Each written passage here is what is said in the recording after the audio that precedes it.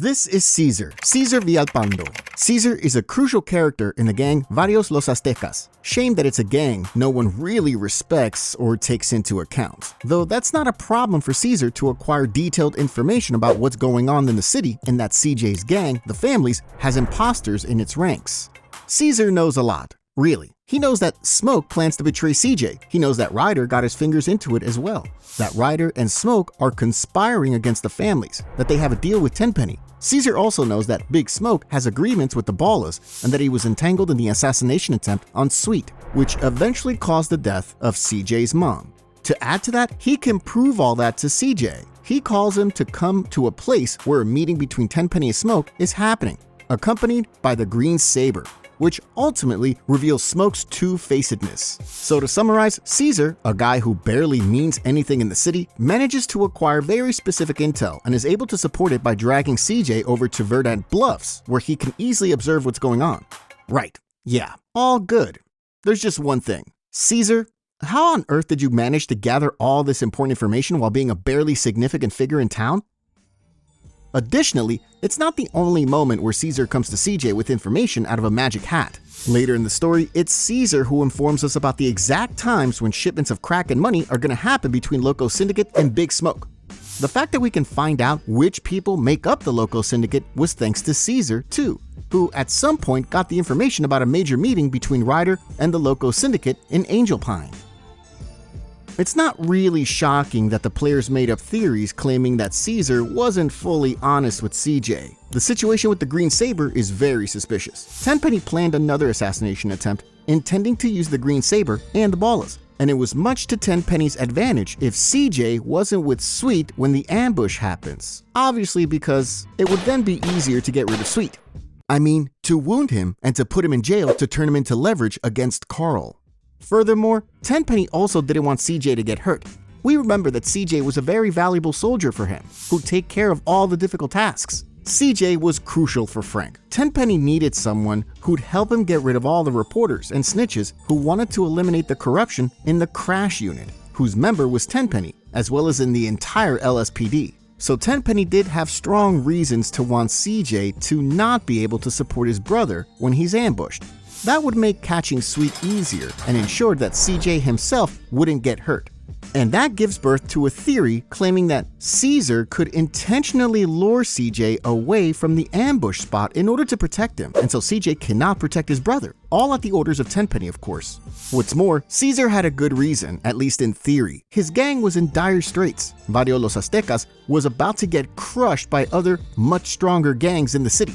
Thus, Cesar could try to gain an ally there. While you're weak and can't do much yourself, gaining allies seems like a reasonable option. And in this case, Cesar would have gained two allies. The first one would have been Tenpenny, whose asking Cesar would have carried out. And the second would have been CJ, who would have also earned a big debt of gratitude towards Cesar for all that information, thanks to which Cesar could find out about Big Smoke's and Ryder's betrayals. We could also count in that Sweet had a very negative approach to Cesar. So in theory, from Cesar's point of view, Sweet getting locked up was good news in a way.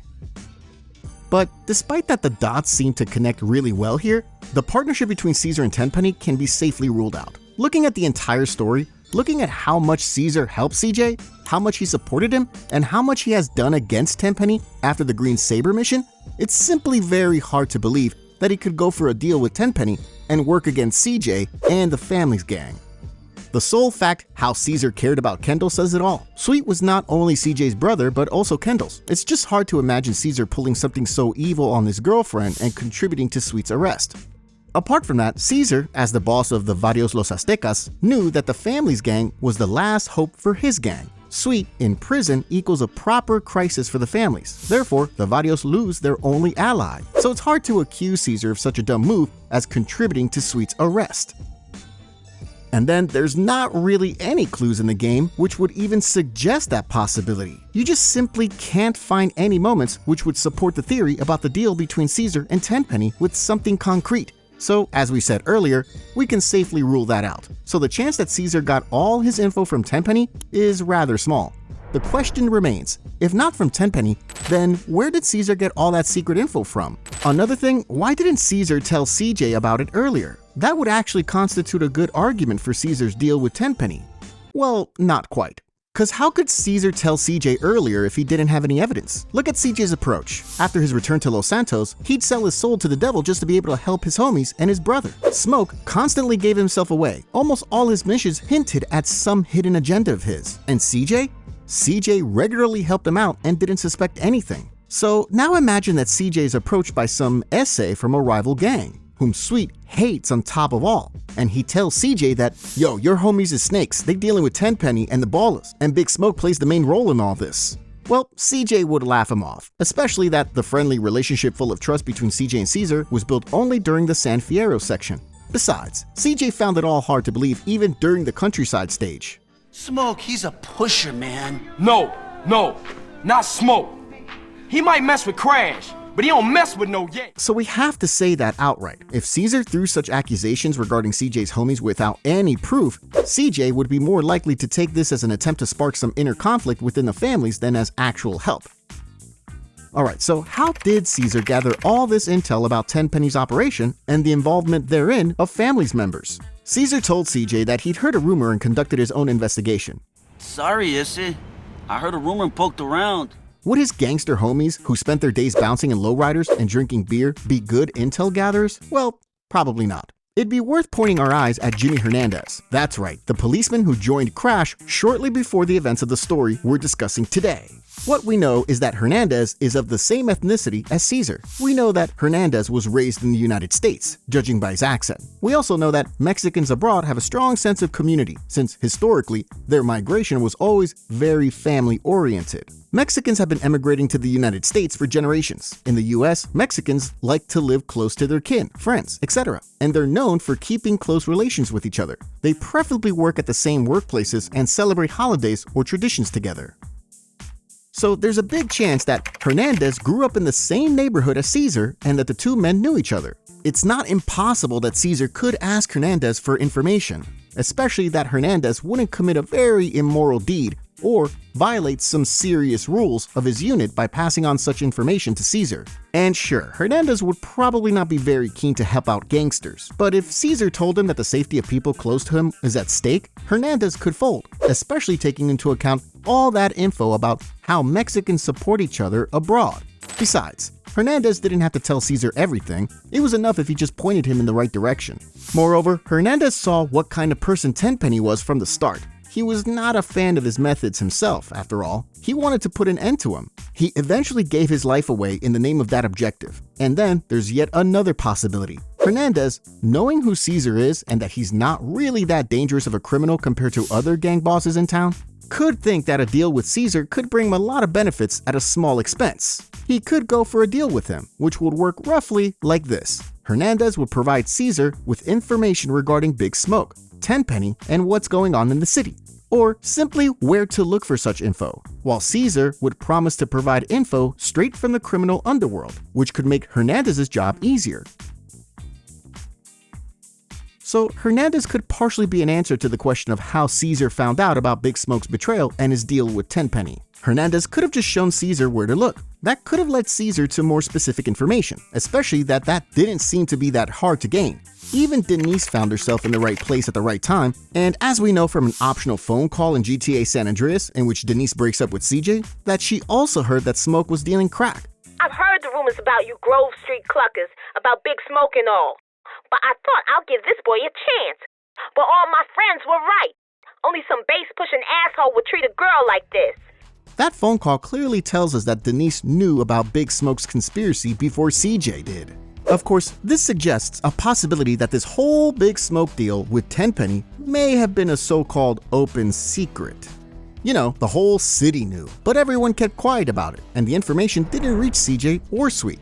This theory hardly comes as shocking. After all, Smoke literally moved out to the Ballas turf. Every second day, Officer Tenpenny dropped by for tea. He used CJ to help him in some shady business, which was impossible to connect to any of the Grove Street business. All the while, drugged-up Ryder was running around the neighborhood and couldn't keep his mouth shut. Seriously, if you give it a proper thought, CJ and Sweet look like complete clowns. Neither of them realized what's going on. Everybody knew what was up, apart from the very two gentlemen most affected.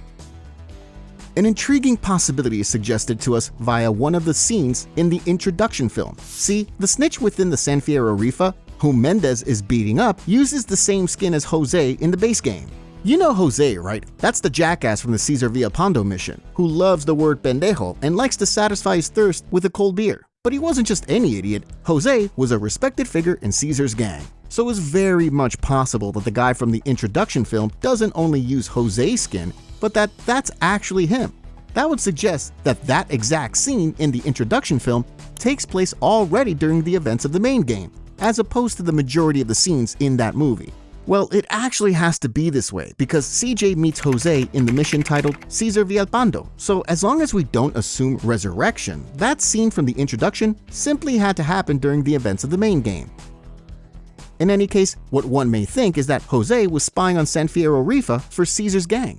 Rifas were involved in the work for the Loco Syndicate, so Cesar would have been a total mastermind to put Jose as his inside man within the Rifas. Notice how much sense that makes. After all, it'd very neatly explain where Cesar got the info about the shipments and the couriers delivering cash or drugs between Los Santos and San Fierro from. It would also explain the source of Cesar's information about the meeting in Photo Opportunity. A lot points at Jose playing a much more important role than what we could conclude based on just the main story of San Andreas. However, Jose was also a highly ranked member of the Barrio Los Aztecas. When Mendez and the San Fierro Rifa gang found out that Jose was a rat, they got pissed off and decided to kill him. Hence, the scene in the introduction. To summarize a little, I'm personally a fan of the theory that Cesar got his info from multiple sources. That assumption makes everything fit together, and nothing cancels each other out. Cesar could take some info from Hernandez, a bit from Jose, some he gathered on his own, and maybe something was reported to him by random members of his gang. Cause look, assuming that Cesar's only informant was Jose, we're basically missing the point. Then we still can't explain how Cesar got the info about the assassination attempt on Sweet from the Green Saber mission, because that event wasn't related to the Loco Syndicate or San Fierro Rifa.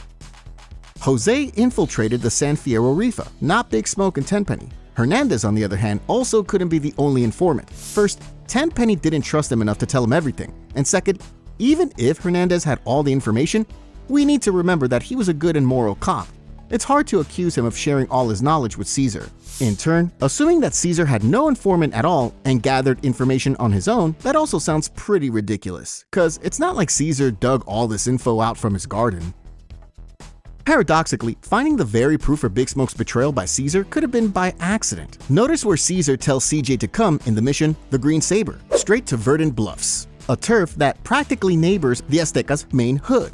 If so many of Cesar's homies hang out in those areas and Cesar himself does business there, locating the sole garage where the Green Saber was kept could have been laughably easy. Then, once Cesar located the garage, all it took was to keep an eye out. When Cesar saw increased activity around the spot, when he saw Tenpenny, Ryder, Big Smoke, and the Ballas, he phoned CJ to tell him to come around quickly and see what his buddies are stirring up behind his back for himself. So sure, all of this might have just as well been a pure accident. Yet, that would mean ignoring all those other hints.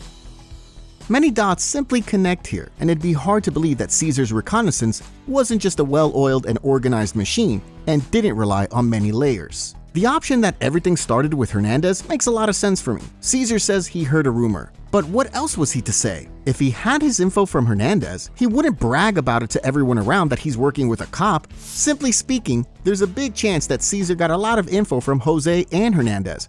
However, smaller details like the sole location of the Green Saber could have been revealed by accident due to an oversight of Big Smoke and Tenpenny, who decided to stash the car in a neighborhood belonging to a gang whose leader was on good terms with CJ. This subject really excited me, cause you can dig, and dig. The video turned out pretty long, and I still got a feeling like you could dig even more.